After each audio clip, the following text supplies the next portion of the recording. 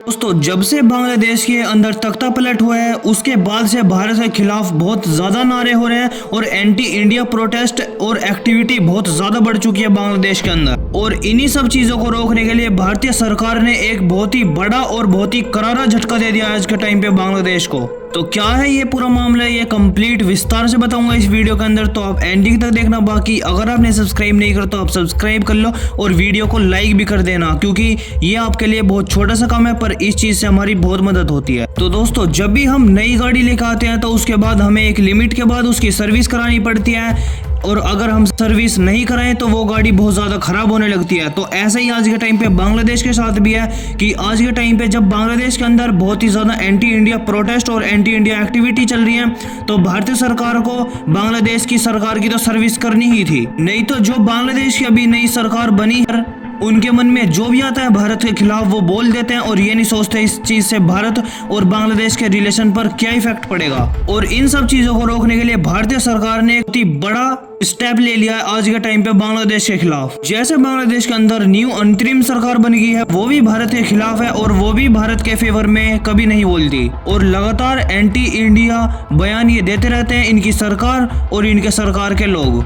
और जो अभी एक और पार्टी है बांग्लादेश के अंदर सबसे बड़ी, वो है बांग्लादेश नेशनलिस्ट पार्टी। ये भी बहुत ज्यादा एंटी इंडिया बयान देने में माहिर है और एंटी इंडिया स्टेटमेंट कभी भी मुंह उठा के दे देते हैं। और इस सरकार के बारे में ऐसे ही बोला जाता है कि ये प्रो पाकिस्तान और चाइना है। कभी ये बोलते हैं कि शेख हसीना को हमारे पास सौंप दो, नहीं तो हम भारत को हसीना का समर्थक देश मानेंगे। और कभी वो बोलते हैं कि अभी तक शेख हसीना को भारत बचाता आया है इसलिए हम भारत को दुश्मन देश मानेंगे। और कभी ये बोलते हैं कि भारत के साथ आने वाले टाइम के अंदर कोऑपरेशन करना बहुत ज्यादा मुश्किल हो जाएगा। यानी कि इन सभी बयानों को अगर समझा जाए तो एक एंटी इंडिया सेंटीमेंट बनाया जा रहा है पूरे बांग्लादेश के अंदर। और ऐसे में भारत को सिर्फ मुंह से जवाब देकर नहीं बल्कि एक स्टेप लेके और एग्रेसिव स्टेप लेके जवाब देना था और इन सभी बांग्लादेश के बयानों को बंद करवाना था। और आज भारतीय सरकार ने एक बहुत ही बड़ा स्टेप ले भी लिया है इसके लिए।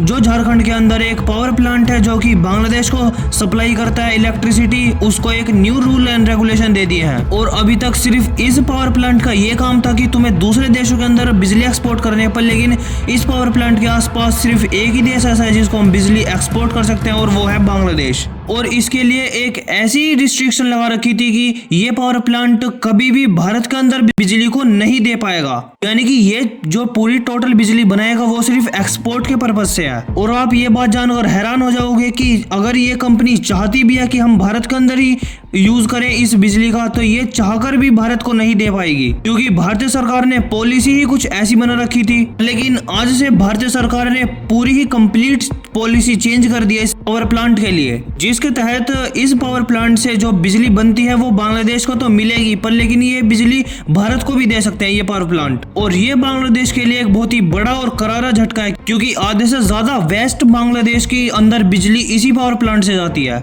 और जो बांग्लादेश की नई सरकार बनी है वो भी शौक में है इस पॉलिसी को देख के। और भारत ने अपने इस छोटे से स्टेप से पूरे बांग्लादेश को ये बता दिया है कि भारत की क्या पावर है और भारत के ऊपर आप कितना ज्यादा रिलाय करते हो। और अगर आप ऐसी एंटी इंडिया बयान देते रहोगे तो भारत और भी स्टेप ले सकता है बांग्लादेश के खिलाफ। बाकी भारतीय सरकार ने ये स्टेप जो लिया है इसके ऊपर आपका क्या कहना है वो व्यू पॉइंट अपना कॉमेंट सेक्शन में जरूर शेयर करना और इस वीडियो को लाइक और चैनल को सब्सक्राइब भी कर लेना ऐसी न्यूज से रिलेटेड वीडियो देखने के लिए।